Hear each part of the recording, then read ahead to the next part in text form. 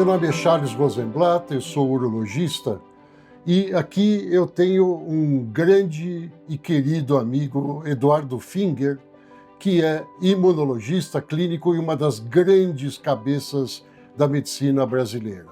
E a gente vai falar um pouquinho mais de longevidade.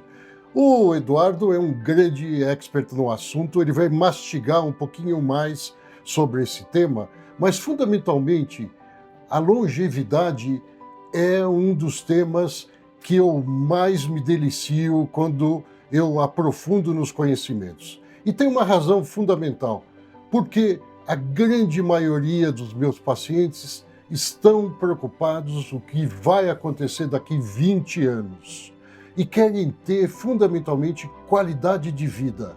E aí eu trouxe o Edu para falar um pouquinho aí do que ele tem estudado sobre longevidade e aprofundado um pouco mais e aprender um pouquinho com ele. Fala, Edu. Eu agradeço muito, muita gentileza. Você quer se apresentar aí um pouquinho? Meu nome é Eduardo Finger, eu sou imunologista, eu sou clínico, né? Eu trabalho com ciência básica e com ciência experimental.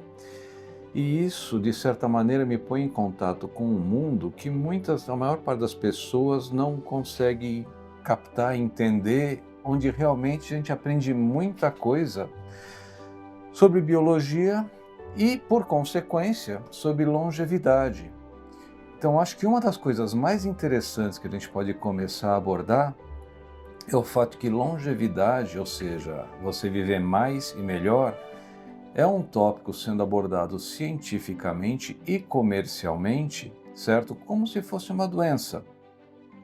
Uma doença que tem 100% de morbidade e mortalidade, porque a gente tem as doenças associadas à longevidade e agora o pessoal está tentando atacar elas, tá? E boa parte disso vem do fato de que as pessoas muito ricas querem viver para sempre.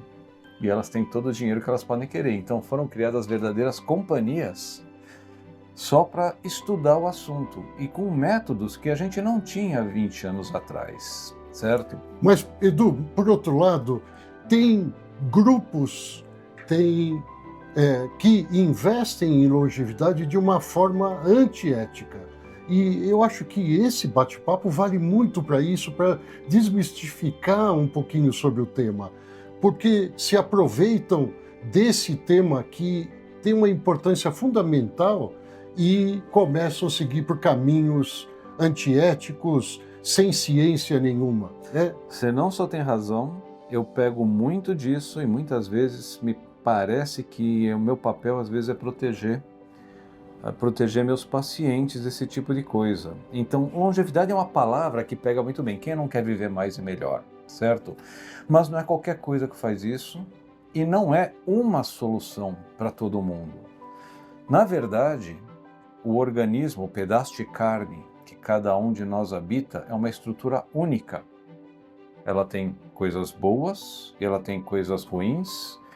Não dá para entender isso fora do contexto de que nós evoluímos, certo? Num ambiente que a gente passava fome, em que a gente tinha que brigar pela sobrevivência, é isso que nos faz hoje. Então, cada um de nós tem um ponto fraco. Não existe uma solução que abranja todos os pontos fracos. Então, qualquer solução massificada, ela, por definição, provavelmente não é uma solução. É alguém tentando vender alguma coisa. A única maneira de você interferir nesse mecanismo e ajudar é entendendo o que está acontecendo. Para isso, a gente tem que fazer uma análise clínica, certo? Como a gente costuma fazer, com critério, não qualquer coisa, certo? E só tem duas coisas que o médico pode fazer para te ajudar. Só tem duas, qualquer outra coisa é mentira. Ou ele encontra um nó que está atrapalhando e ele consegue com segurança e cuidado desfazer isso para você funcionar melhor, tá? Ou ele encontra um gargalo que está sugando a sua vitalidade, por exemplo, um tumor, uma infecção, certo? Algum órgão que está machucado, e ele consegue acabar com esse gargalo para sobrar mais energia para você viver. Além dessas duas coisas, não tem o que fazer. E muito nesse contexto, eu costumo falar essas técnicas de reposição maciças de vitaminas, etc. E hormônios Hormônios, entende? Primeiro, ninguém sabe o que isso faz. A verdade é essa.